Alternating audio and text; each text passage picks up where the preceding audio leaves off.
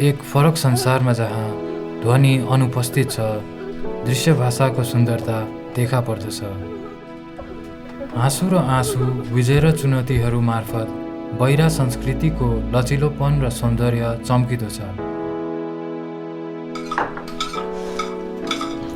हामीसँग सामेल हुनुहोस् जहाँ हामी बहिरा समुदायको विविधता र शक्तिलाई हेर्नेछौँ, जहाँ मौनता आवाजको अभाव होइन, but a canvas for a rich and meaningful expression.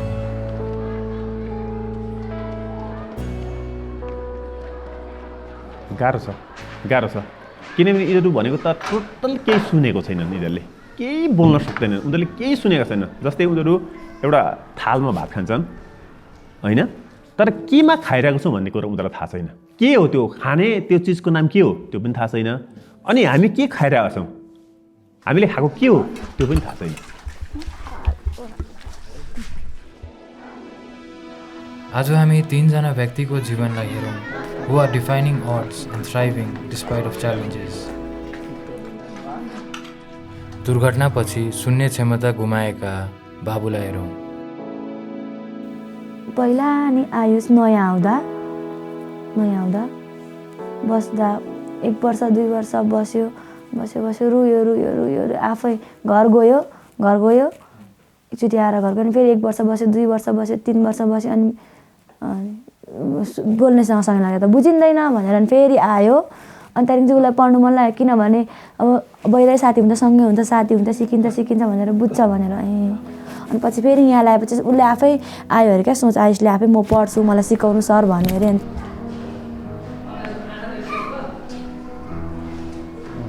उसको पनि अब ऊ आएको त अहिले 3 वर्ष भयो। अब पढाइमा अब चित्रकलामा त त्यसै राम्रो छ, यसो हस्तकला अब उसले पेपरले बनाउने अब तपाईँको त्यो गुडियाहरू हरेक राम्रो छ उसको।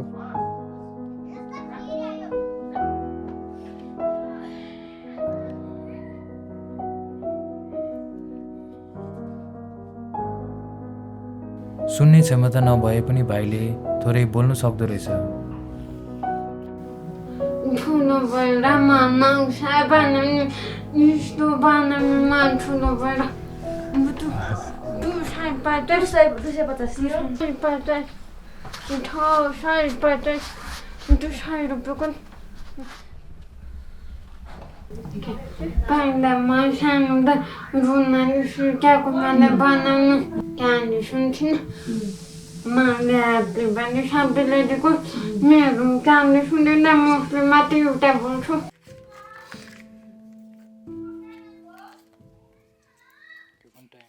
मान्छेले बाहिर पैसा मलाई दिएको, पैसा आधी रुनाएर मलाई दिएको बनाएको लागि। पिन नारुतो किनेको पिन ब्याग नक्सा बनाउने कपी।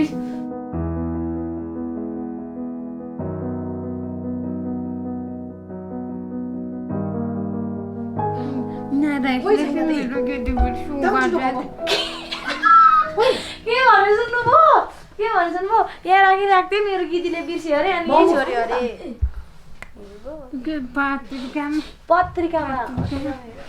पत्रिकामा हेरेको अरे। जीवन थोरैको लागि अन्यायपूर्ण हुन सक्छ।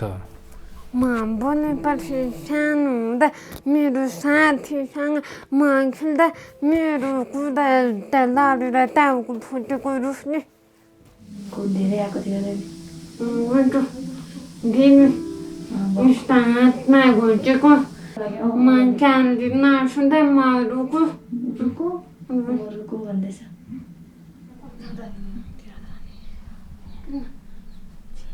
अर्को बनाएको छैन, मान्छेले किनेर लाग्यो। मान्छेले किनेर लाग्छ उसको त्यो पहिला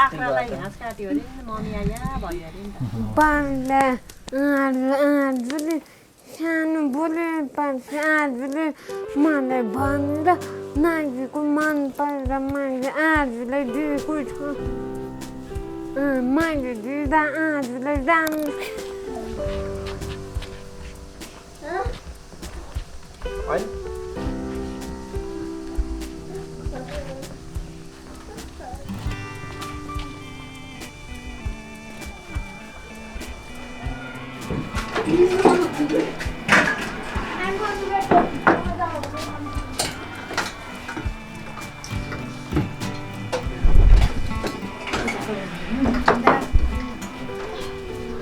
अब ढिलो भर्ना भएको विद्यार्थी आर्जुलाई हेरौँ।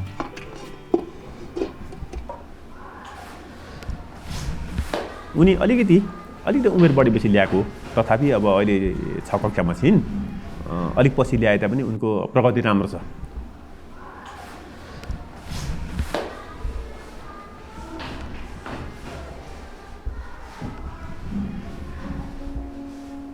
बहिरा बालबालिकामा समान क्षमता हुन्छ। यदि तिनीहरूले सकेसम्म धेरै सिक्न पाए भने उनीहरूको पूर्ण क्षमता अनलक गर्न सकिन्छ।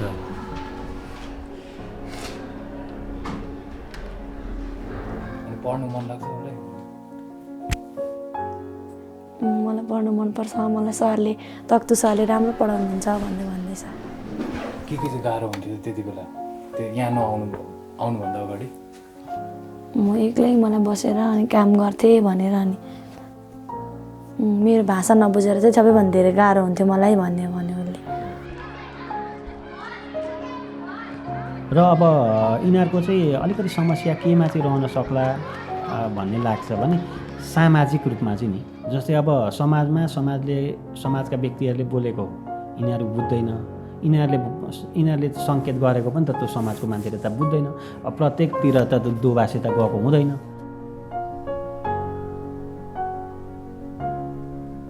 ऊ चाहिँ अत्यन्तै मेहनती, किनभने आज पढ भनेको कुरा भोलि पढेरै आएको हुन्छ कि। कतिवटा कुरा देखेर सुन्नै पर्दो रहेछ नि त। देखेर हेरेर चाहिँ सबैभन्दा बढी जान्ने भनेको चाहिँ देखेर हेरेर।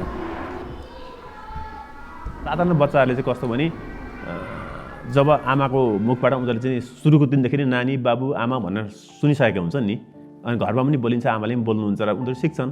तर यिनीहरू त टोटल सुनेको छैन नि त। दैनिक उपयोगका सामानहरूको बारेमा यिनीहरूलाई सिकाउन, अनि यता पाठ्यपुस्तकमा ल्याएर सिकाउन, कति भाषाहरू शब्द पनि छैनन् होइन। त्यसले गर्दा एकदमै ठुलो च्यालेन्ज छ सिकाउन, र हामीलाई पनि सबैबाट सहजीकरण भएको छ। त्यसैले त्यस्तो गाह्रो त हामीले लिएको छैनौँ। तर सबै भाषामा यिनीहरू पोख्त चाहिँ हुँदैनन्। अनि यिनीहरूले चाहिँ अब अरू जस्तै हो, सुरुमा चाहिँ साङ्केतिक भाषा सिक्छन्, फिङ्गर स्पेलिङ सिक्छन्। जब पछि यिनीहरू चाहिँ सिक्दै गएपछि उनीहरूले चाहिँ साङ्केतिक भाषाबाट सबै कुरा सिक्छन् र हाम्रो जनरल जस्तो पढाइ हुन्छ त्यस्तै पढाइ हुने हो, जस्तो लेखाइ हुन्छ त्यस्तै लेखाइ हुने हो।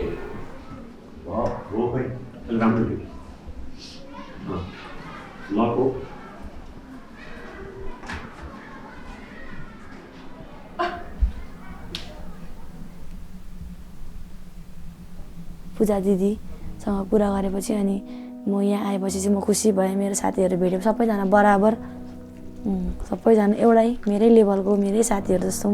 अब मेरो भाषा बुझिदिने, मेरो कुरा सुनिदिने छ जस्तो लागेर चाहिँ उसको त्यो सोच चेन्ज भयो भनेर भन्छु। अलिक बढी फोकस हुन्छ। जस्तै नयाँ कुरा देखेँ नि उसले, यो कक्षामा नयाँ कुरा आयो, स्कुलमा नयाँ कुरा आयो भने यो के हो चासो लिन्छन्, जिज्ञासु हुन्छन्। जस्तै तपाईँले अहिले देखेँ नि, तपाईँलाई देखेँ, तपाईँ अब 10औँ वर्षपछि आउनु पनि विद्यार्थीले बिर्सिँदैन फेरि तपाईँले, त्यस्तो स्मरण शक्ति चाहिँ फेरि हुन्छ। अनि नयाँ कुरामा खोजी गर्छन् कि नयाँ कुरा के आयो भने त्यो के होला, त्यो किन आएको, त्यो के हो। जस्तै यहाँ विभिन्न कार्यक्रमहरू हुन्छ नि त, खोजी गर्छन् यिनीहरू, त्यो के हो, कसको लागि हो, यो किन आएको भनेर खोजी गर्छन् कि त्यो जिज्ञासु चाहिँ हुन्छ।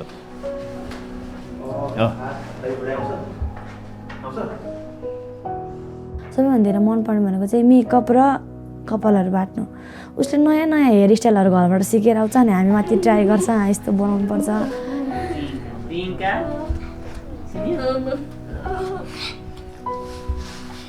ट्रेनिङहरू लिन्छु नि भन्दैछ। अनि फोनबाट हेरेर सिक्छ भन्दाखेरि होइन, फोनबाट त म बिर्सिहाल्छु, त्यही ट्रेनिङहरूबाटै सिक्छु। अनि मलाई पहिला मेरो एकजना मिसले सिकाउनु भएको थियो, अनि मैले टिपेँ, अब आफै सिक्दै गइहाल्छु पछि पनि भन्दैछ। काठमाडौँमा त्यो एउटा अस्ति सरले देखाउनु भएको थियो कि उनीहरूलाई, उनीहरूकै सरले यस्तोमा काम गर्नु भनेर उसको सरले पनि उसलाई त्यसमा इन्ट्रेस्ट छ भनेर थाहा भएपछि उहाँ सरले देखाउनु भएको थियो। अनि उसलाई त्यसमा इन्ट्रेस्ट आएर म यस्तो ट्रेनिङ लिएर काठमाडौँ जान्छु भन्दैछ। घन्टी बज्नु बित्तिकै बच्चाहरू खाजाको लागि होस्टेलमा हतारिन्छन्। मैले बच्चादेखि नै हेरेको उहाँहरूलाई, 6 वर्षदेखि नै कतिलाई यो बच्चाहरूलाई फोन एकचोटि सम्पर्क ल्याइसकेपछि उहाँहरूले फोन पनि धेरै गर्नुहुन्न। लग्नुहोस्, तपाईँहरूको बच्चाको छुट्टी भयो, लानुहोस्, ल्याउनुहोस् भनेर धेरै हामीले नै रिक्वेस्ट गर्नुपर्छ। उहाँहरूले कति गार्जेनले बुझ्नुहुन्छ, कति गार्जेनले बुझ्नुहुन्न क्या। यो त्यो प्रायः गार्जेनले चाहिँ हेरिदे सुनिदे झन् अझ राम्रो होइन।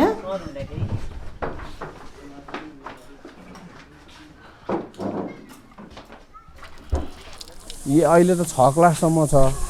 6 क्लास पढेर गइसकेपछि कति गार्जेनले चाहिँ के पढाउनु भन्ने हुँदो रहेछ कि। अब भर्सक आर्जुले चाहिँ पढ्यो भने केही गर्छ जस्तो लाग्छ।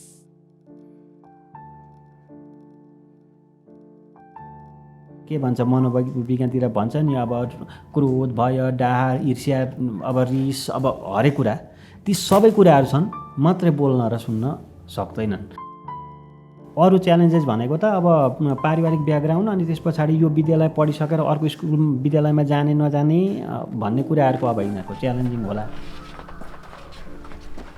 अब फेरि प्रोबेबिलिटीको हिसाबले फेरि सम्भावनाको हिसाबमा चाहिँ फेरि राम्रो देख्छु म। जस्तै अब यिनीहरू उदाहरण हामी देख्न सक्छौँ। मैले त कहिले नसोचेको नै जस्तो देखेँ। अब हाम्रो यहाँ तप्तु सर शिक्षकै रूपमा हुनुहुन्छ। उहाँले हिजो अस्ति कोशी प्रदेशबाट लिएको लाइसेन्सको परीक्षामा जम्मा 8% पास भएको, 8%मा पर्नुभयो। मेहनत गर्ने हो भने फिल्डहरू राम्रै हुँदो रहेछ। यसमा चाहिँ अलिकति अध्ययन गर्दै अनि त्यहाँबाट राम्रो राम्रो कुराहरू गर्दै जाने हो भने चाहिँ यिनीहरूको सम्भावना पनि छ।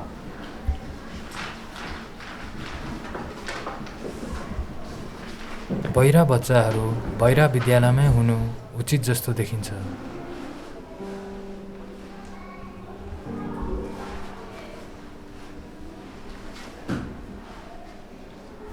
उमेर 6 हुँदा 6-7मा सुन्ने सँगै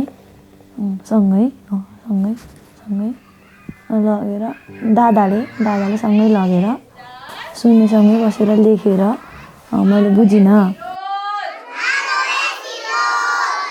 बोलेको गर्छ, म बुझिनँ, म सुन्दिनँ पनि, म बुझ्दिनँ पनि। म एक्लै नबोल्ने अरू सबै सुन्ने प्लेजुङ त्यागेर झापा आएपछि उमेर 9को हुँदा बहिराहरूसँग सबैसँग कुरा गर्दै जाँदाखेरि हेर्दै जाँदाखेरि सबै म जस्तै देखेँ। मलाई खुसी लाग्यो। गएकै गरेँ, घरमा बसिनँ, गएकै गरेँ, पढेँ ठुलो भएँ। एसएलसी सकेपछि पछि गएर इन्डियामा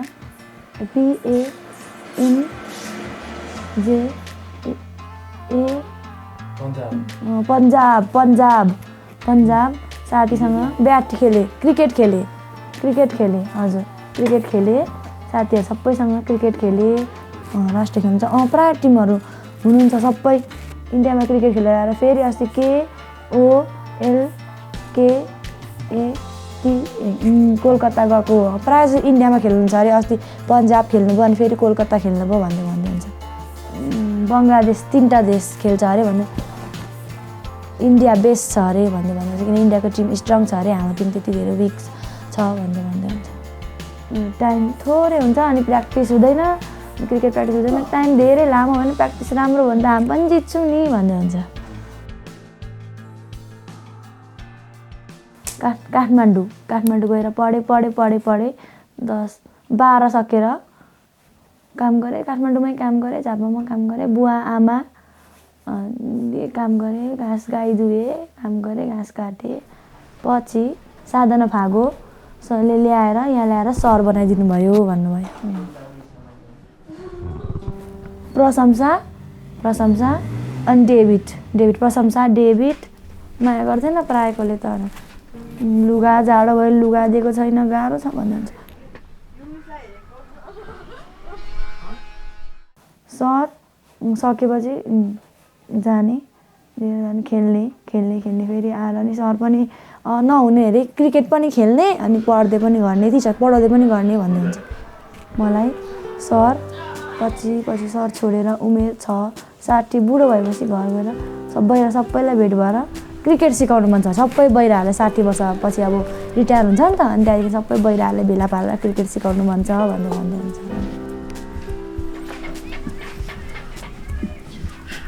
के भन्नु हजुर के भन्नु अनि यही धोको आज चाहिँ के लाग्यो भनेको आज त यही लाग्यो भने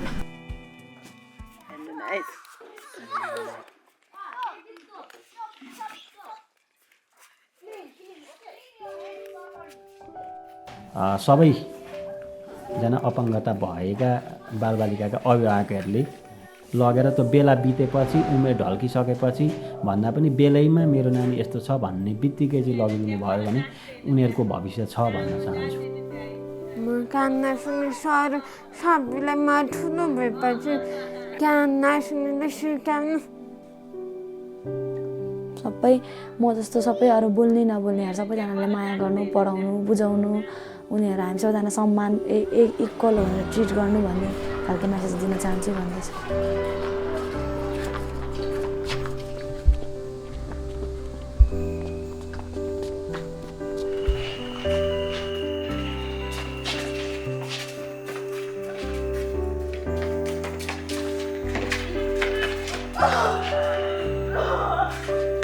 The sound is missing in their world, yet they seemed happy. Maybe some will see it as a drawback, but that is what makes them stronger.